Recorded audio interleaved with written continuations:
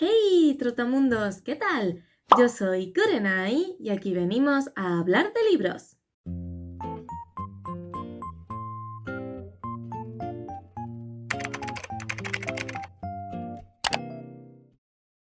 Lleva tocando cerrar estos vídeos del 2022 y el último que me faltaba era el resumen de lecturas del mes de diciembre. En el mes de diciembre leí un total de 4 novelas, una novela gráfica y un relato, y de eso es de lo que vamos a hablar hoy. Empecé el mes de diciembre leyendo un relato de Arcanum Ilimitado, en concreto Jack el Alomante o El Alomante Jack, nunca recuerdo cuál es el orden de este título, y es el relato que toca leerse después de Aleación de Ley, que es la primera parte de la segunda era de Nacidos de la Bruma, y el último relato que puedo leerme de Arcanum Ilimitado hasta que empiece el Archivo de las Tormentas. Este relato realmente forma parte de Aleación de Ley porque en esta segunda era tenemos como recortes de periódico que están insertos dentro del propio libro, y en esos reportes de periódico van contando noticias que están relacionadas con Elendel, que es como la ciudad en la que transcurre esta nueva aventura, y en esos recortes de periódico además aparecen las historietas de un tal Jack el Alomante, que se supone que es una suerte de héroe alomante que va en busca de aventuras y básicamente se dedica como a mandar cartas al periódico para que vayan publicando sus aventuras, y digamos que uno de esos relatos se cuenta de manera íntegra en Arcanum Ilimitado. A pesar de que es un relato bastante corto, me lo pasé súper bien leyéndolo porque es de lo más divertido que ha escrito Sanderson sin duda. O sea, es un relato en el que yo me he reído a carcajadas, cosa que jamás me ha pasado con este autor. Y lo mejor de todo es que es un relato que tiene anotaciones del sirviente de Jack, y digamos que aunque el sirviente aprecia bastante a Jack, va haciendo comentarios un tanto irónicos o sarcásticos de las cosas que hace su amo, y es en realidad lo mejor de este relato. La verdad es que me quedé con ganas de que Sanderson siguiera escribiéndonos de forma más extensa las aventuras de este tal Jack, no tanto por las aventuras en sí, porque no son nada del otro mundo, sino por ese puntito sarcástico, irónico y divertido que le da el criado en esos comentarios adicionales que va añadiendo a las aventuras de su amo.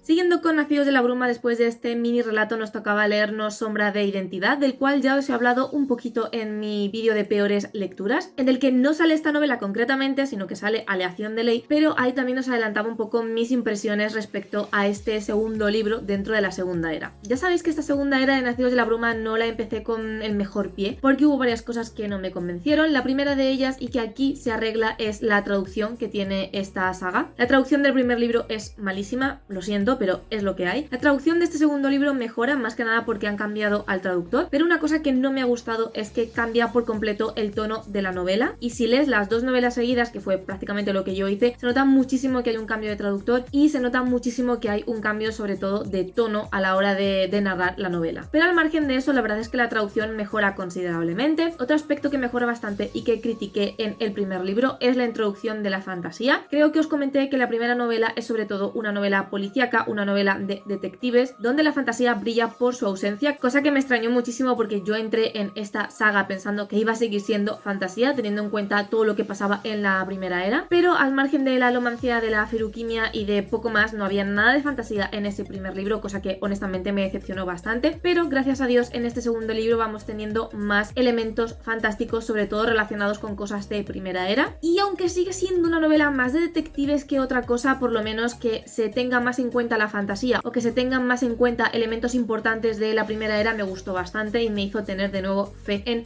esta saga. Y otra cosa en la que no ha mejorado Sanderson, que ya comenté en el vídeo de peores lecturas y en la que tampoco está mejorando, por lo menos en el tercer libro, es la manera en que trata a sus personajes femeninos. Ya lo comenté, así que no me voy a enrollar demasiado, pero podría resumirse en que tiene personajes femeninos que son absolutamente fascinantes, inteligentes, valientes, intrépidas y un montón de adjetivos por esa línea, pero se mantienen a la sombra de los protagonistas masculinos, se mantienen siendo amiga de, interés amoroso de, futura esposa de, y a mí eso honestamente no me ha gustado nada, es algo que me repatea bastante, pero al margen de eso digamos que hay una mejora considerable de este segundo libro respecto al primero. No es de las mejores obras de Sanderson, tengo bastante claro que esta segunda era no tiene absolutamente nada que ver con la primera y que la primera le da 1000 vueltas, es más, también tengo claro que hay un montón de libros de Sanderson que le dan 1000 vueltas a esta segunda era y en mi opinión no es de lo mejor que ha escrito por ahora, aunque es verdad que los libros en general me están gustando y me están entreteniendo, no son en absoluto memorables y no son libros que yo vaya a recomendar excesivamente, pero bueno, teniendo en cuenta lo mal que entré en esta saga, he de reconocer que según voy avanzando en la historia y en los libros está mejorando, no tanto como me gustaría, no van a ser libros de 5 estrellas, pero por lo menos este segundo no ha sido tan decepcionante. Sigo con una novela gráfica que no me decepcionó para nada, que de hecho ha entrado en mi top de mejores lecturas, que es As de Sara Soler. Y aquí se nos habla de la transición de Diana y cómo esa transición ha sido vista desde el punto de vista de su novia, cómo esa transición afectó a la relación, cuáles fueron todas las dudas que tuvo nuestra protagonista Sara cuando su novia le dijo que efectivamente era una mujer, cómo cambió eso su perspectiva, cómo tuvo que cambiar su mentalidad al respecto, cómo ambas tuvieron que aprender lo que es ser trans, todos los problemas y las trabas que pone la sociedad, cómo su novia tuvo que enfrentarse a su familia, a sus amigos, cómo su novia tuvo que salir del armario muchísimas veces, y en general cuenta una experiencia súper interesante con la que se aprende muchísimo. Yo creo que es una novela gráfica que es de lectura obligatoria para todo el mundo, tanto estés dentro del colectivo como estés fuera del colectivo, sobre todo si estás fuera del colectivo, porque te ayuda a comprender muchísimas cosas, te ayuda a plantearte problemáticas que ni siquiera se te habían pasado por la cabeza, te ayuda a comprender lo difícil que es tomar esta decisión, y en general creo que es una novela gráfica súper necesaria que debería leerse en todos los colegios y en todos los institutos, porque cuenta una realidad que está ahí, que la tenemos delante de las narices y que la mayor parte del tiempo desconocemos, y no debería ser así. La siguiente novela que leí fue un poco decepción, entre comillas, porque aunque yo ya sabía que no me iba a gustar tanto como otras novelas de esta autora, aún así tenía la esperanza de que se convirtiera en una novela de 5 estrellas, pero bueno, finalmente no fue así. Yo os estoy hablando de Extravagantia de Laura Gallego, que fue la última novela que leímos con el club. En Extravagantia, nuestra protagonista es una adolescente de 14 años llamada Virginia, que desde hace muchísimos años tiene un crush súper fuerte con un compañero del instituto llamado Eric, con el que prácticamente nunca ha hablado ni ha tenido ninguna interacción más allá de admirarlo en la distancia, y todo cambiará con respecto a Eric un día de verano en el que él invita a sus compañeros de clase a su casa porque va a tener que mudarse junto con sus padres a otra ciudad y quiere despedirse de sus amigos. La mejor amiga de Virginia convence a esta para que por fin le declare sus sentimientos a Eric, pero justo cuando Virginia por fin se ha decidido a confesarle a Eric lo que siente por él, se encuentra con Eric teniendo una conversación con un hombre muy extraño, y pocos segundos después parece que Eric es como absorbido por el suelo y Virginia, sin pensárselo 2 veces, decide meterse por el mismo agujero por el que se ha caído Eric, lo que provoca que llegue a un mundo extraño lleno de criaturas fantásticas y muy raras que no ha visto nunca, que al parecer se llama Extravagantia. Será en Extravagantia donde conozca a Berg, un fauno que se conoce ese mundo como la palma de su mano y al que le pide ayuda para encontrar a Eric cuando se entere de que ha sido secuestrado en Extravagantia. Yo sabía que esta novela no me iba a gustar tanto como otras de Laura Gallego, porque desde que vi la portada, desde que leí la sinopsis y desde que leí ciertos comentarios sabía que iba a ser demasiado infantil o que iba a estar mucho más enfocada a un público infantil preadolescente, y yo ya por experiencia previa sé que ese tipo de novelas de Laura Gallego no suelen fascinarme demasiado, y es básicamente lo que me ha pasado con Extravagantia. Para empezar, la protagonista es demasiado inmadura y eso me ha sacado de quicio. Sé que tiene 14 años, todas cuando teníamos 14 años actuábamos de manera impulsiva, de manera estúpida y sin pensarnos las cosas 2 veces, pero una cosa es que mi yo racional supiera eso y me dijera a mí misma tiene 14 años en cada página, y otra cosa es que no me pusiera de los nervios cada vez que la chavala abría la boca. Para empezar, una cosa que no me ha llegado a convencer del libro, que entiendo pero que no me ha llegado a convencer, es el hecho de que Virginia arriesga todo lo indecible para salvar a un chico con el que literalmente ha intercambiado un hola y adiós. Insisto que entiendo por qué lo hace, porque yo creo que con esa edad todas y todos hemos tenido nuestro amor platónico del instituto, del que estábamos completamente colgados aunque no le conociéramos de absolutamente nada, pero aún así me ponía un poco nerviosa el hecho de que tomara tantos riesgos para, lo dicho, rescatar a alguien a quien ni siquiera conoce, aunque es verdad que rescatar a Eric supone la única forma de volver a su mundo y todo eso, pero bueno, en fin, digamos que el punto no era volver a su mundo, eso era como un objetivo secundario, sino rescatar a Eric, al que ya digo que realmente no conoce de nada. También me ponía muy nerviosa el hecho de que Virginia era increíblemente mal educada, no paraba de hablarle mal a Berg, que es el fauno con el que se junta, y yo entiendo que estás asustada, que estás en un mundo que no conoces, en un mundo que extrañas, pero estar constantemente de morros y tratando mal al fauno, ignorando constantemente sus advertencias, y que al final el fauno tuviera que estar todo el libro salvándole el culo porque ella es incapaz de pensar durante 2 segundos lo que va a hacer. Yo sé que tiene 14 años, yo sé que esa es la actitud inmadura de la gente con 14 años, pero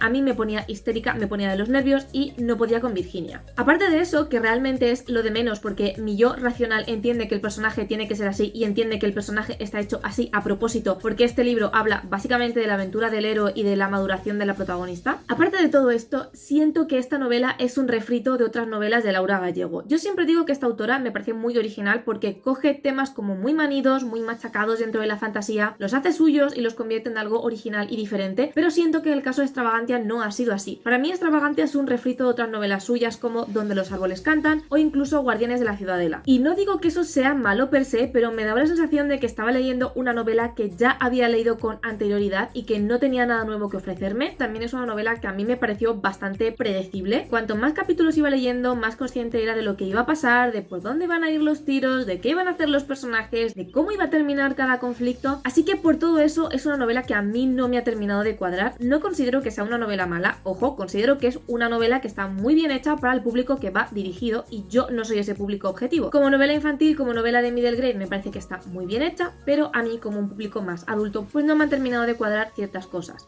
Después de Extravagantia me leí uno de mis eternos pendientes, bueno, no realmente de mis eternos pendientes, sino uno de los libros que más ha salido en el canal como novela que tengo que leerme y todavía no me he leído, y es La novena casa de Leigh Bardugo, que es la primera parte de, creo, una trilogía, y que de hecho si no ha salido ya la segunda parte en España estará a punto de salir, porque hace poco Hydra anunció que le iba a publicar, así que si no sale este mes saldrá en febrero o por ahí. Nuestra protagonista es Alex, que después de haber tenido una vida bastante turbulenta, termina ingresada en un hospital después de haber sido encontrada en medio de, digamos, una masacre relacionada con las drogas. Cuando ella piensa que su vida está acabada, llega un señor que le dice que es el decano de la Universidad de Yale y que quiere darle una plaza en la universidad a cambio de que Alex utilice ciertos poderes o ciertos dones. En concreto, Alex es capaz de ver fantasmas, una cualidad que al parecer dentro del mundo mágico es bastante poco común, y básicamente el trabajo de Alex en la universidad es pertenecer a la Casa del Leteo. La Casa del Leteo es una especie de asociación que se encarga de controlar el resto de asociaciones mágicas que están a la sombra de la Universidad de Yale. Esta es una novela Dark Academia muchísimo más adulta de lo que ha escrito Bardugo hasta el momento, y confieso que me costó mucho entrar en ella porque al principio prácticamente no te explican nada, simplemente te lanzan dentro de la novela contada desde el punto de vista de Alex y yo no entendía ni qué estaba pasando, ni cuál era el contexto, ni por qué de repente existía la magia, ni qué tenía que ver eso con la Universidad de Yale. No sé, yo tenía muchísimas preguntas porque como Alex ya está dentro de este mundillo, pues lo típico, ¿no? No siente como la necesidad de contarle al lector qué es lo que está haciendo o qué es lo que está pasando porque ella ya lo sabe. Entonces vamos conociendo cómo funciona este universo a través de sus flashbacks, donde vamos conociendo mucho más a nuestra protagonista, su pasado y cómo llegó a esa situación, cuáles son sus poderes, qué es lo que hacen las distintas asociaciones o casas, etc. Es una mezcla entre novela de fantasía y thriller, porque también parte de la trama es que de repente ocurre un asesinato dentro del campus. Esto aparece al principio del libro y Alex, como encargada de la Casa del Leteo, tiene que averiguar por qué ha muerto esa chica dentro de Yale y si su muerte tiene que ver algo con estas asociaciones mágicas que os he comentado. Lo que menos me gustó de esta novela es que necesita un glosario porque hay muchísimos nombres y muchísimos términos para los que yo estaba totalmente perdida porque no conseguía relacionar unos con otros. Especialmente lo que se refiere a los lugares, porque es verdad que al principio de la novela tenemos un mapa donde nos van hablando de cuáles son las diferentes residencias, porque digamos que las casas francas, por así decirlo, tienen bastante importancia dentro de esta novela. El problema es que a cada uno de esos edificios les ponen como 2 o 3 nombres diferentes. Entonces, ¿qué pasa? Que a veces un edificio te aparece con un nombre concreto, el siguiente párrafo te aparece con otro nombre distinto y a mí me costaba mucho relacionar ambos nombres, es decir, me costaba mucho entender que estaban hablando del mismo sitio y que la protagonista no se había teletransportado a otro lugar. Y más que el mapa, que la verdad no lo consulté a lo largo de la lectura, me habría venido mejor un glosario que dijera la casa franca de la Casa del Leteo se le llama Il Bastone, no sé qué y no sé qué, y ya está. Y cada vez que aparezca el nombre, poder acudir al glosario y decir, vale, se están refiriendo a este espacio concreto. Entonces, entre que la historia en sí es bastante compleja, bastante confusa y tiene muchos términos, y entre que, como ya digo, cada edificio recibe como 2 o 3 nombres, pues lo dicho, las 100, 200 primeras páginas yo estaba increíblemente confusa y estaba más pendiente de intentar relacionar términos que de lo que viene siendo disfrutar de la historia en sí. Pero bueno, una vez que pasas como ese escollo inicial, la verdad es que la novela me gustó muchísimo. Además, como he comentado al principio, mezcla la fantasía con el thriller, que son mis dos géneros favoritos, y la verdad es que aunque esta primera parte es muy introductoria porque nos tienen que contar pues cómo funcionan las distintas casas, cómo es el sistema de magia, un poco el trasfondo de los personajes y todo esto, pasan muchísimas cosas increíblemente interesantes. Tiene un final que me dejó con la boca abierta y que me dejó con muchísimas ganas de leer el segundo libro, y desde luego yo por mi parte estoy deseando que Hydra lo publique porque me lo voy a comprar del tirón.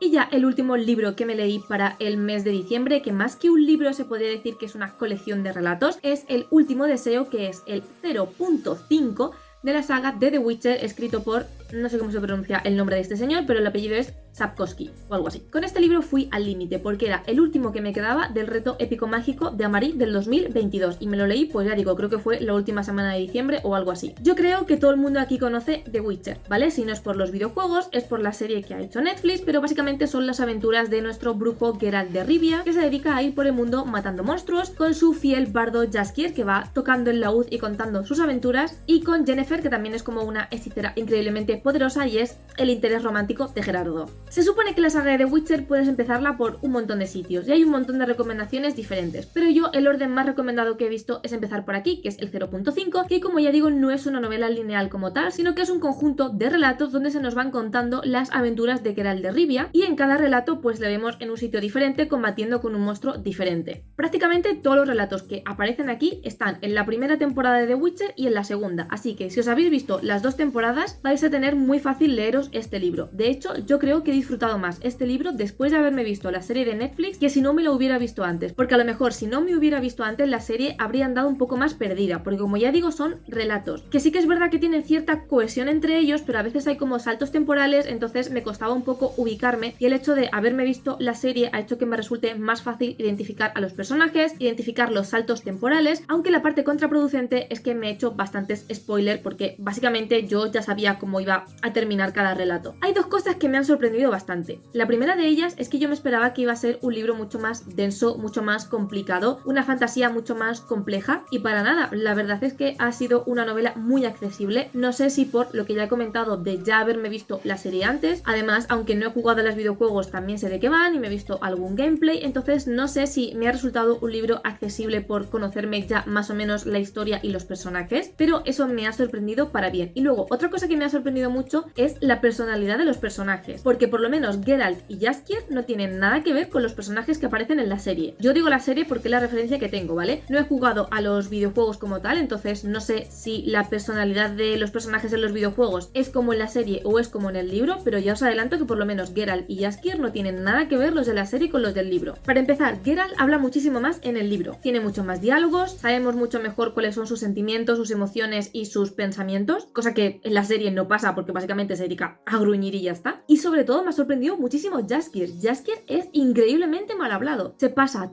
todos los capítulos soltando tacos, diciendo barbaridades, soltando obscenidades por la boca y eso me ha descolocado muchísimo porque ya digo que yo tengo la referencia de la serie y el Jaskier de la serie desde luego no es así ni de coña y me he reído muchísimo con los diálogos entre Jaskier y Geralt. La verdad es que tienen unas pullas y unos tiras y afloja que a mí me han divertido un montón, así que si os ha gustado la serie o si os gustan los videojuegos os recomiendo un montón leeros estos libros porque seguro que los vais a disfrutar muchísimo. Y hasta aquí mi resumen de lecturas del mes de diciembre y contadme cuáles han sido vuestras últimas lecturas del 2022. Si alguno de estos libros que os he comentado aquí los habéis leído o tenéis ganas de leerlos, recordad que podéis seguirme en mis redes sociales, Twitter, Instagram y el blog, donde voy reseñando de una manera mucho más detallada todo lo que leo. Si os ha gustado este vídeo, en general os gusta el contenido de mi canal, no os olvidéis de suscribiros. Os recuerdo que hay vídeo todos los sábados a las 6 de la tarde, hora española. Muchísimas gracias por estar un día más conmigo y nos vemos en el próximo vídeo.